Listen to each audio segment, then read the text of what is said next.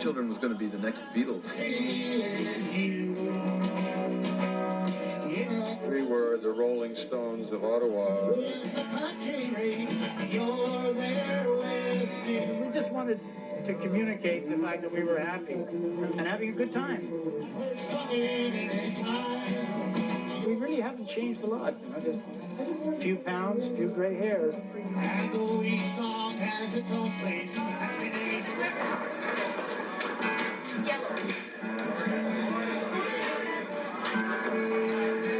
For me, it was a frightening concept, to tell you the truth. I would get this call. They want to do, play the Ottawa Folk Fest. Fine, that's a good idea. Children's reunion.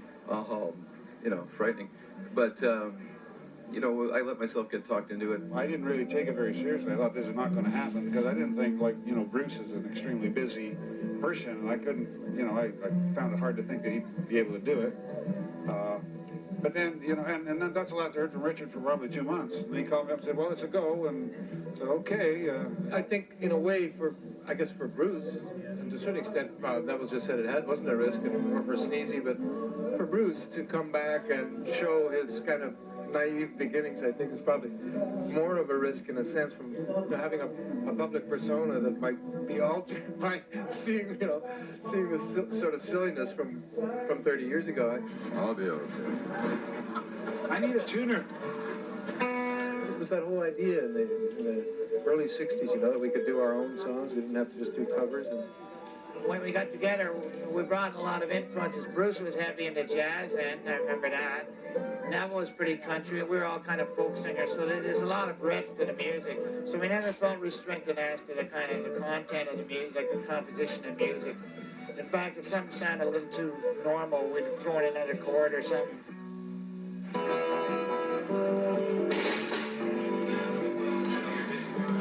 I'm ready.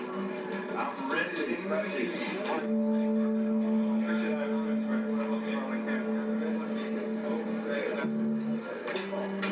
But there's a magazine in Canada that started a long time ago, back in the early 60s, called RPM Magazine.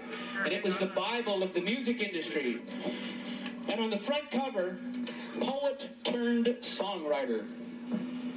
Recently, Mr. Hawkins has formed a group called The Children. The premise is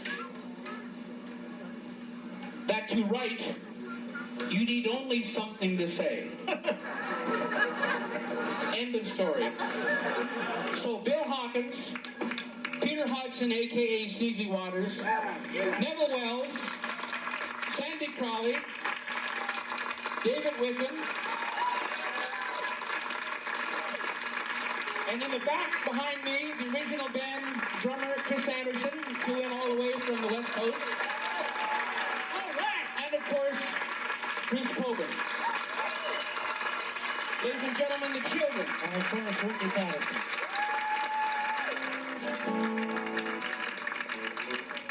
I can't believe this is happening.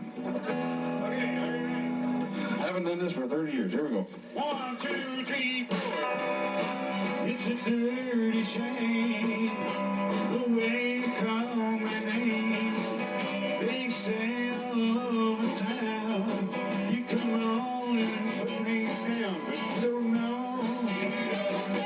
No, you don't know. My name, yeah. It's a dirty, dirty shame. It's a dirty, dirty shame. All right, who's playing this sucker?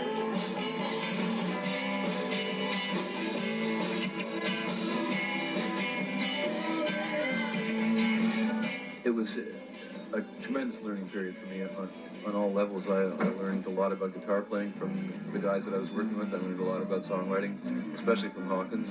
We took a lot of flack, actually, for sounding like we did, because we didn't conform to anybody's stereotype, but we were interesting and energetic.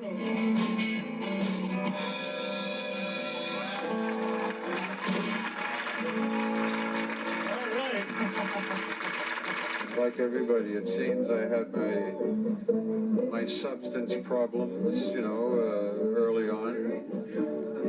But we pretty well all of us have got rid of that now. Nobody drinks anymore. Nobody does anything anymore. And that's why we're all still here, I think, because we just realized in time that we better not do this as long and as hard as we were doing it, and settle down. We're all still around. We all still remember the song.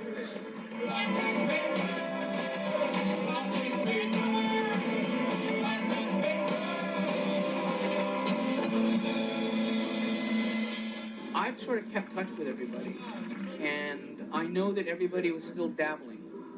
Neville still goes out and plays. He's got a very big job in the government, but he still goes out and plays at the country bars on the weekend.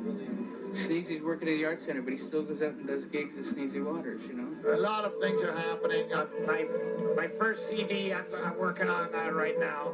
I've got a new album in the works too, which we're hoping that we're getting very, very close to finishing it.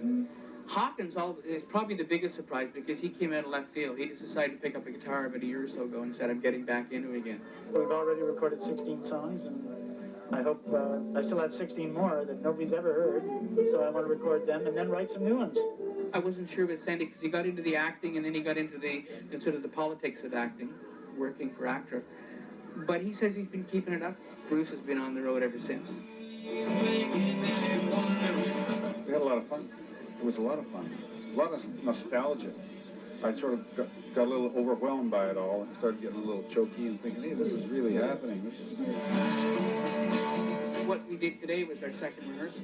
Could you imagine if we did it like a couple of days a week for several months? I mean, we might be good.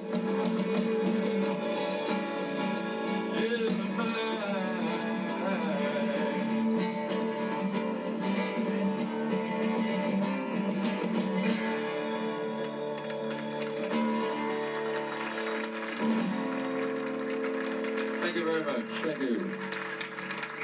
Thank you.